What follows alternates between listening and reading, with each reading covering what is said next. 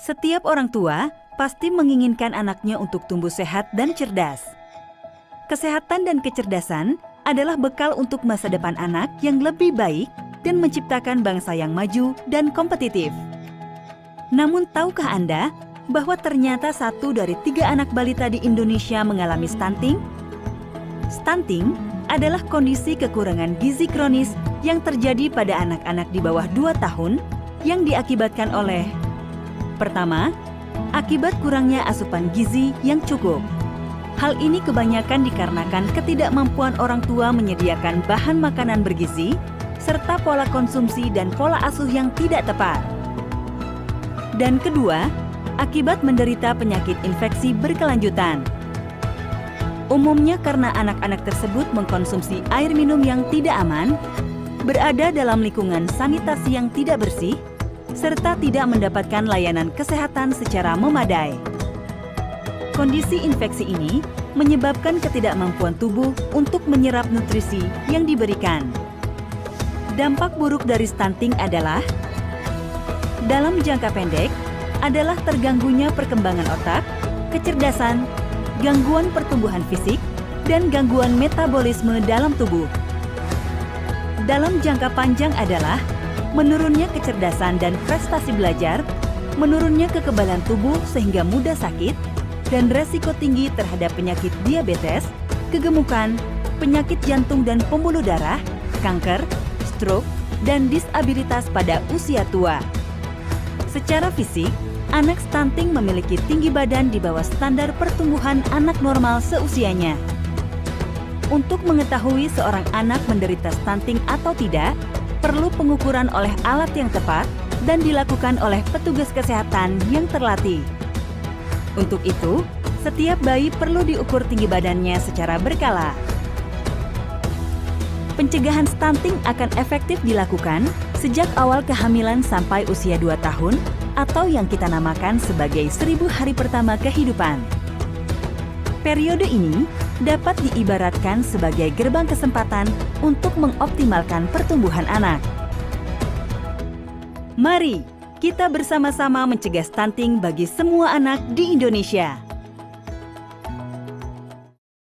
Pada video sebelumnya, telah dijelaskan tentang pengertian stunting dan dampak buruknya bagi kelangsungan hidup anak-anak. Pada video ini, akan dijelaskan bagaimana cara mencegah stunting yang efektif melalui pendekatan konvergensi. Untuk mencegah stunting, setiap ibu hamil, ibu melahirkan, dan anak-anak di bawah 2 tahun sebagai sasaran rumah tangga 1000 HPK perlu mendapatkan layanan yang lengkap berupa intervensi gizi spesifik maupun sensitif yang terbagi dalam 5 paket layanan intervensi, yaitu layanan kesehatan ibu dan anak atau KIA, layanan konseling kesehatan dan gizi, layanan air bersih dan sanitasi, layanan perlindungan sosial dan kesehatan, layanan pendidikan anak usia dini atau PAUD. Untuk memastikan setiap keluarga 1000 HPK mendapatkan seluruh paket layanan dan memastikan pemantauan layanan terjadi bukanlah pekerjaan yang mudah. Diperlukan intervensi yang dilakukan secara terkoordinir, terpadu, dan bersama-sama kepada target sasaran. Pendekatan inilah yang kita sebut dengan konvergensi. Konvergensi membutuhkan keterpaduan proses perencanaan, penganggaran, dan pemantauan program secara lintas sektor untuk memastikan tersedianya semua intervensi kepada rumah tangga 1000 HPK. Konvergensi pencegahan stunting di desa sangat penting dilakukan karena banyak program dan kegiatan dari lintas sektor terkait pencegahan stunting di desa yang belum terkonsolidasi dengan baik.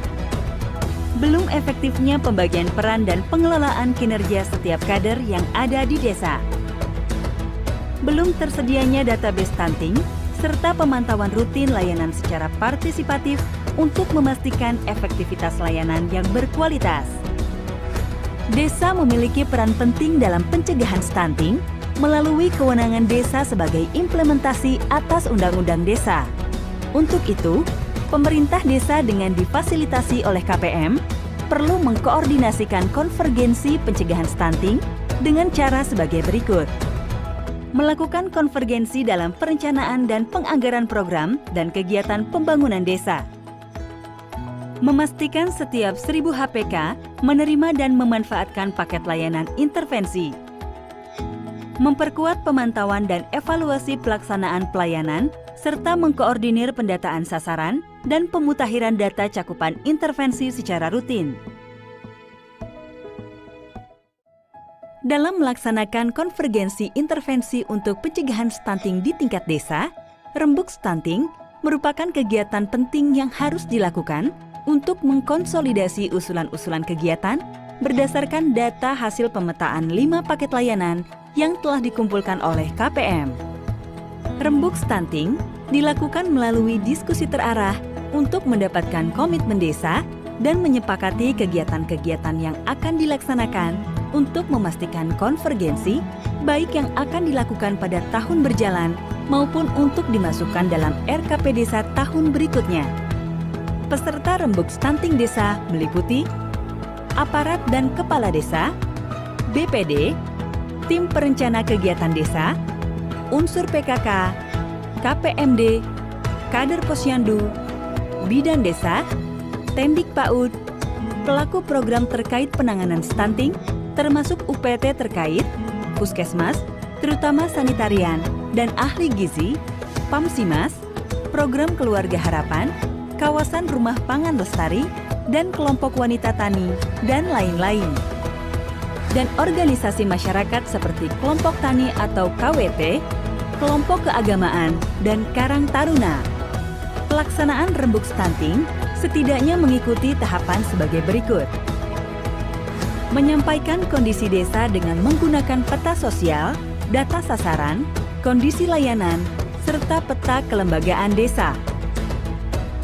Menyampaikan usulan kegiatan berdasarkan hasil diskusi kelompok terarah, mendiskusikan rancangan kegiatan konvergensi stunting yang diusulkan, apakah strategi kegiatannya sudah tepat, apakah pelaksanaannya sudah tepat, apakah usulan ke desa sudah tepat, bagaimana kekuatan pembiayaan oleh desa, bagaimana UPTD dapat mendukung program konvergensi stunting desa, usulan perubahan penjadwalan kegiatan. Mencatat hasil diskusi ke dalam formulir rencana kegiatan konvergensi penanganan stunting, lihat dalam buku monitoring. Mengembangkan kesepakatan untuk melaksanakan rapat koordinasi setiap 3 bulan untuk membahas pelaksanaan konvergensi dan memantau penanganan stunting di desa. Mendorong kepala desa untuk membuat komitmen sesuai kewenangan desa atas pembiayaan kegiatan konvergensi stunting pada RKPD tahun berikutnya. Misalnya desa berkomitmen akan mengalokasi kegiatan penanganan stunting minimal 15% atau 20% dari APBDes sesuai hasil musyawarah. Menyusun notulensi dan berita acara hasil rembuk stunting yang ditandatangani Kepala Desa dan Badan Permusyawaratan Desa atau BPD. Pada video rembuk stunting, telah dijelaskan perlunya komitmen dari berbagai pelaku dalam rangka upaya pencegahan stunting.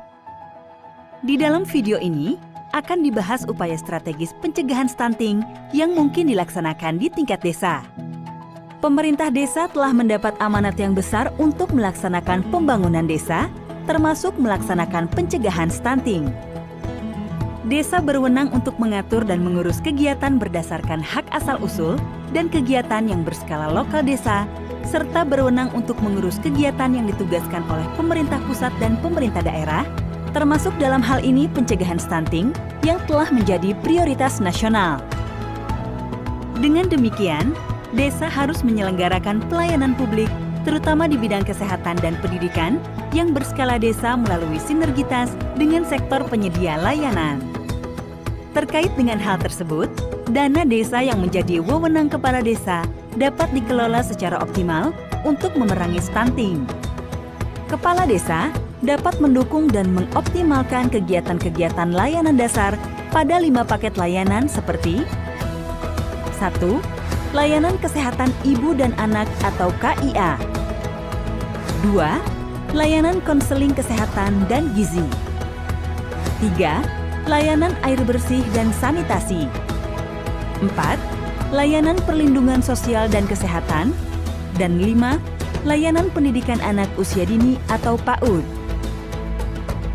Dan kegiatan-kegiatan lainnya yang dipandang mampu untuk secara strategis membantu keluarga 1000 HPK mendapatkan layanan intervensi gizi yang berkualitas.